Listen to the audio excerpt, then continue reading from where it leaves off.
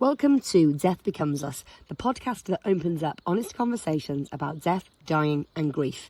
Because the things we are most afraid to talk about are often the things we most need to understand. I'm Abby Vance, founder of Erin's Angels, and each of these episodes will explore the human experience of death through real stories, professional insights, and conversations that challenge the silence that we have surrounding all things to do with death and dying. This is a space for curiosity, for compassion, for connection, a space where hopefully nothing's going to be too difficult to discuss and nobody has to feel alone. Please do bear in mind, though, that some of the themes discussed may be of sensitive nature and may be triggering. Because death becomes all of us, and I believe that talking about it can help us live life more fully. Let's go. Welcome to episode 1 of Becomes Us podcast, and I'm very excited that for this very first episode I am joined by Kate Moran, the Smiley Celebrant, funeral disruptor and all-round legend. Kate, hey, how are you? Hello, I'm good. How are you? I'm very good. I'm excited to talk to you about this today. So we might as well get stuck straight into it. The whole point of this podcast is to start having conversations about death, to try and encourage people to talk more about death, to learn more about death, making it more of a kind of normal thing, which you'd think it would be, given that it's, you know, pretty much definitely going to happen to all of us at some point or another. I know that you share a lot of my views on this, but why do you think that people are so reluctant to have these conversations? There's a saying like, talking about being pregnant isn't going to make you be pregnant, and talking about death isn't going to make you die. We are all, is it not a secret? I don't know, there's a whole, but I think us mere mortals are all going to die. Yeah. Generally, that's what happens, unless you've taken a magic potion or you are a vampire. You'd think, wouldn't you, given that it is such a certainty, that we wouldn't be so weird about talking about it. Although I will say, one thing I've learned through my master's degree is that in the West, and in particular in the UK in the West, we're the weird ones. Like, a lot of cultures around the world are very happy to talk about it, celebrate daily life, accept it as part of what happens, and don't get stiff and awkward about it like we do here. I don't know if is it like the kind of British stiff upper lip, don't show any emotion. Do you know, it's really weird. So I wrote a workshop called It's Your Funeral, and I've done it at some crems where we've done the workshop and then we've taken pictures. I know that's where I met you. And we do a lot of WIs, which is quite fun. So I go with Izzy, one of my amazing funeral directors that I work with. And we go in and we do this. What happens if I was just to drop on the floor now, and blah, blah, blah. And it's all very light-hearted. It's not serious at all, really. It's respectful but not serious, but we talk about what embalming is, we talk about everything. And sometimes when we walk in the room there's hardly anyone there, and whoever is organising it is very much like, I don't know why nobody's here today. And then other times we go and it's packed to the rafters and everybody's like right up for it. So it's so funny, and I don't know if it's maybe an age thing. So traditionally WIs, they seem to be a bit older ladies. It could just be that they've maybe lost somebody close to them and they don't want to talk about it because it's a bit raw. There's a whole lot of things. We've had people leave during the sessions before because it's just been a bit too raw. They thought they were ready to talk about it, but maybe they've lost someone recently and it wasn't the right time. And we always say that at the start, you know, if you don't feel bad about leaving, it's absolutely fine if you want to do that. But I do the whole thing, like, it's very, pardon the pun, it's very shrouded, the funeral profession. And mystery, and it never used to be like that. So like, if you died, you were at home with your family around you, they cared for your body, the local joiner would make a coffin, bring it round the house and take you to the cemetery. That's what happened. You weren't whisked away to funeral directors and, you know, moisturised and all that. That didn't happen years ago. It all happened at home, and that's really been lost. Yeah, and that's got to play a part, I think, in how we feel about death. There's a guy called Tony Walters who writes about this kind of death journey, how it was a very community-based spiritual thing, and it became medicalised. As it became medicalised, it became prescribed, and then, you know, every element of the process is prescribed, from what happens at end of life, what happens when someone dies, that process in the funeral home, even, the kind of process of the burial or the cremation. And in doing so, then, like you say, it became exclusive and behind closed doors, and people are genuinely afraid of the unknown, aren't they? It's like the reason that we're afraid of the dark. We're not scared of the dark, we're scared because we don't know what's in the dark. And so people are scared of death because they don't know what happens, not just after, but even during. And I think that, Tony Walters acknowledges that actually we are shifting back out of that, and we are now pushing those boundaries. People are dying at home again, out of choice. People are opting for alternative. You do there because I love it. But I think that, that's obviously part of the aim behind this, is that we do need to push those boundaries a bit and say, actually, no, we want to reclaim it back a little bit. We want to get death back. But obviously that then gets met with some resistance from some people. I had someone on my TikTok last night who said, I don't like how you're being so flippant about death. And I do talk about death. I don't talk about anybody's death flippantly, apart from my own. But I talk about death flippantly because, again, it's happening. It's going to happen. There's no point pretending it isn't. And I don't think we need to be serious about it all the time. But obviously you are the Smiley Celebrant. Yes. You find that you get people who are like, stop being so fucking chirpy. Like, this is, you should be all in black, wearing, a veil and not ever smiling. Wearing a veil. I'd love to wear a veil. I don't know, it's weird because when I first went into celebrancy, I thought I would be doing weddings because I didn't think that I was probably suitable for funerals. The reason being, if you're listening on a podcast, I've got pink hair, I've got a lot of tattoos, I'm Scottish, I'm quite loud, and it was like weddings were not happening. And actually I have been steered in the path of death, and I say no to weddings now because I don't particularly enjoy them. I like it when I'm there on the day and I love meeting the people, but it's almost when I'm writing a wedding, I feel like it's a eulogy that's unfinished. Yeah, because right. You're telling the story about how somebody's met and what they've done together and their lives together, but actually they're now going off on another chapter. But on my day job, if you like, that's that chapter's finished. So it's a bit weird. I find it almost like an unfinished story, which obviously it's not, but because of the eulogies that I write. But it's like my dream thing to be. But I went very smartly dressed, court shoes and black dress and coat and, hair done really nicely. I wasn't like some wild person going in being like, rah! And they gave me a chance, and it's built and it's grown over the last 6 months. Like it's been so nice. And I think families don't necessarily want somebody to wear black. And I don't know, I am smiley, but I'm also respectful with it. I'm not like jazz hands at the lectern going, ha ha ha, they've died. So I'm doing a service for, I've done services for like all sorts of weird and wonderful characters, and I love it. And I've sworn in services. I actually said clitoris last week in a service. I've got a bit of a bingo card of like swear words now that I kind of tick things off because it was a conversation that they'd had. It was a joke. It was, so would that be appropriate for Vera, who's 95? No, it wouldn't. But would I do it at Vera's funeral? No, I wouldn't, Yeah. So you've got to read the room. It's so important to read the room and know what they want and what you can kind of push and what you can get away with, if you like. I think it's obviously they need to find you. And, I think funeral celebrants like you exist, but are few and far between. And we need more funeral celebrants like Kate. We need, but I think for people who want to steer away from that traditional vibe, who maybe are pushing the boundaries of, well, we don't want all serious, all black, all miserable themselves. And I've got a friend of mine whose mum's just died, and but instead, I mean, my issue with direct cremations is that there is no closure.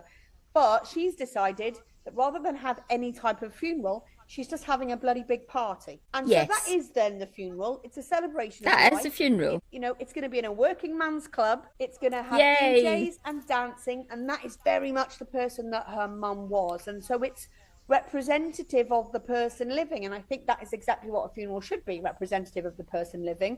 And it's good that people now are realizing they have options other than a funeral.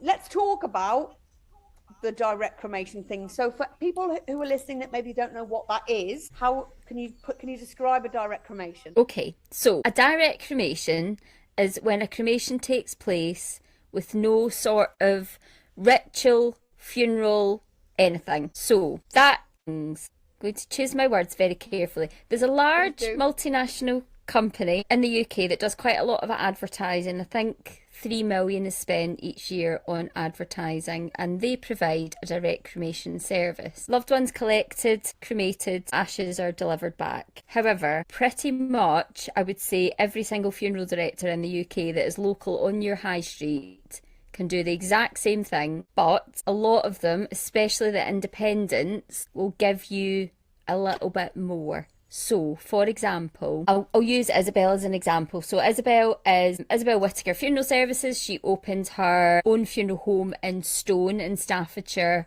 4 years ago. She is a young 28, but anyway, she's wonderful. So Izzy would let you go and visit your loved one. She would offices, so when somebody comes into the funeral home, they're given a wash, their hair's brushed, they're moisturised, they're looked after. You can take clothes in, she will dress them, you could go visit them if you wanted to, and then the direct cremation would take place after that. That's not what happens all the time. So there's a lot of things that actually local people can do for you that still has the same outcome, but it gives you that sense of control almost, and being able to see your loved one, put a picture in, will allow you to do that. But I know that Isabel does, so shop around. And actually a lot of the time local funeral directors are cheaper than some of the big corporations. The thing I find so sad about those adverts is that they promote the services with this kind of idea that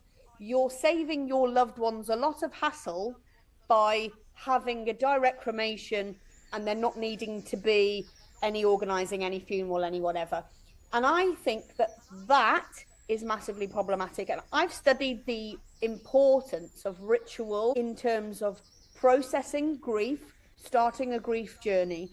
And it worries me that people are thinking that they're doing their loved ones a favour by opting for this direct cremation, when actually they're taking away a really important part of processing somebody's death. 100%. So I do quite a lot of memorial services. I've had families phone me in tears saying, my mum's just died, we've found the paperwork, she's gone with one of these adverts because she wanted to save us all the hassle. And she's like, but it's not a hassle. We want to say goodbye to our mum and we can't, and that's heartbreaking. It's so heartbreaking. And again, when we go into the WI, I've got one of them. I've sorted that out. I saw the advert. And I think it's very much like you're saving your family the hassle, but actually they need that hassle. You can make it a lot easier for them. You can write your wishes down. It's no hassle. But they still get that day with you, last day on earth. That isn't happening, and that is causing a massive issue, because people, it all started in COVID when, how do you choose 6 people to go to a funeral if you're a family of 8? So we'll just do a direct, and then we'll do something after. But then we're now in 2026, and I bet you haven't done the thing after. Yeah, and so when is the closure? Time passes. When is that process? When there isn't closure. There isn't. Yeah. So direct cremations are not a bad thing. I'm not saying that. But as long as there's sort of ritual attached to it, and that could literally be a family meal out at the pub where you all share stories together. Like, it doesn't have to be a big expensive thing with loads of flowers and a buffet. It's got to be something, though. There's got to be something. That's how I feel, anyway. The challenge is that element of ritual, the person who would be having that conversation and saying, you need to have some kind of closure. Who would be leading that would be the funeral director or the celebrant. And in the case of some of these direct cremations, there is no involvement with a funeral director and a celebrant, because the body's being picked up from the hospital and it's going straight to cremation, and then the ashes come back. So at no point, are people being, apart from now, podcasts and whatever else, because I think it's really important that someone has that conversation, that someone says, okay, if you want to have a direct cremation, that's amazing. However, it might be helpful for you to think about how you're going to say goodbye, how you're going to bring people together, how you're going to go through those motions. Because I think that what's happening a lot is nothing's happening because people don't know that even needs to happen, because nobody has sat down and had that conversation. Because who's having the conversation where there's no celebrant involved, no funeral director involved, no crematorium staff involved even? It's just, it's gone. Yes. Yeah, and that's why I talk about death a lot. On my TikTok, I started that because I was like, people need to know that there's other options, and funerals can be done in any way you want them to be done. I think what word I want to use, but medicalised, or however you want to say it, it's gone from dying at home, being put on the back of a horse and cart and going up to the church and being buried. That's left us, and now there's this whole process going along of how it's done. And when you go and see a funeral director, usually the questions are burial or cremation. Really want, that is, I've actually just done an apprenticeship in funeral arranging, which I got a distinction on. I passed. And it was quite funny, because when I was getting ready to go through my assessments, my mentor, my tutor was like, so, I think he said something like, the answer to this is X. One's just died. And and he said, remember and say I'm sorry for your loss. And I said, no. And he said, well, what do you mean? I said, I've never said that. I've never said that to a family. And he went, but that's what you say. And I said, it's not what I say. I won't say that, because I feel it's disingenuous, and it's something that people say. And then if the love of my life has just died, do I want somebody saying, I'm sorry for your loss? No, I bloody don't want them saying that. I want somebody saying, this is really shit. What can I do for you? Let's sort this out. And okay, I might not say to every family this is shit, but I do say it to quite a lot of families, especially families that I've worked with before. So, for example, I did a funeral about 6 weeks ago, and the family's lost another family member, and they've asked for me to do the service. And when I phoned the family, I just went, I'm so sorry to be ringing you, this is shit. And she said, I know. And that was it. And it's how people are feeling, isn't it? Please let me offer you my condolences. Sorry for your loss. It's become so it's empty, isn't it? Really, it's just, well, that's what you say. It's meaningless in a way now. And actually, for someone to say this is shit, because it is, that meets them where they are. So, do you think that? I know I'm mindful of the time, but there's one more of these, I know, because we have plenty to say. But one of the things that I think is an important topic, a relevant topic, is the use of social media in having these death talks. Now, I talk about death a lot on my socials. You talk about death, obviously, you're in the industry, and you're sharing elements of, that the industry with people. And I'm seeing now more and more people in the industry sharing their work, but also people who are dying sharing their journey. So that's how I started being here, with Erin making the decision that she was going to share her journey on socials, and asking me to share my journey looking after her on socials. And there is more and more of that coming around. And I know that some people think that it's not okay, and that social media is not the place. Obviously, I firmly believe that it is, because it's very much, lived documentation of life, and death is a part of that. But do you see that there is, a kind of real space for people, especially in the industry, to educate people through socials? 100%, because it's so closed, and it's always been closed doors, and it's so important.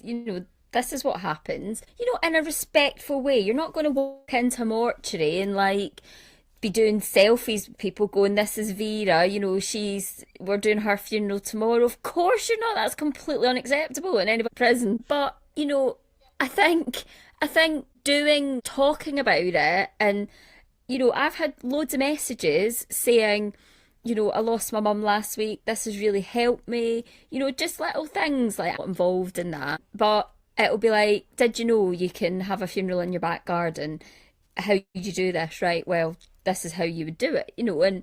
And people have messaged me saying, I didn't know I could do that. And I'm like, yeah, you can. Like, just tell them your funeral director is working for you. Your person is still your person. What you want to do with them is entirely up to you. And your funeral director should support you in whatever it is you want to do, as long as it's... Love that. Yes, more of that. Thank you so much for spending some time with me this morning, for coming on the very first Death Exciting. Yay! And I'm excited. I know we've got lots more to talk about. I want to talk about your beautiful chapel space. I want to talk more about your job and you know, what life as a celebrant. But thank you for everything you do. Where can people find you on socials? Give them your handles. My goodness. So on TikTok, I am That Funeral Girl. On Facebook, I am The Old Chapel. That's where I'm trying to grow. That Funeral Girl. Come and see me there. Give me a wee high five or a wave or a like and a share. Amazing. Kate, thank you so much for your time and your energy and your experience this morning. I'm looking forward to speaking to you again on here very, very soon. Thank you. You can find out more about Erin's Angels, our work, our support and upcoming projects by visiting our website www.erinsangels.org. We're always looking for new voices, stories, opinions, so if you'd like to join us as a guest speaker to share your experience or perhaps contribute to a talking point around the death discussion, please do reach out. We would love to hear from you. And finally, to anyone listening who is grieving, struggling, caring for someone, or maybe even just finding life's a little bit intense right now, sending you so much love. You're not alone. Until next time, take gentle care of yourself, and we'll speak to you soon.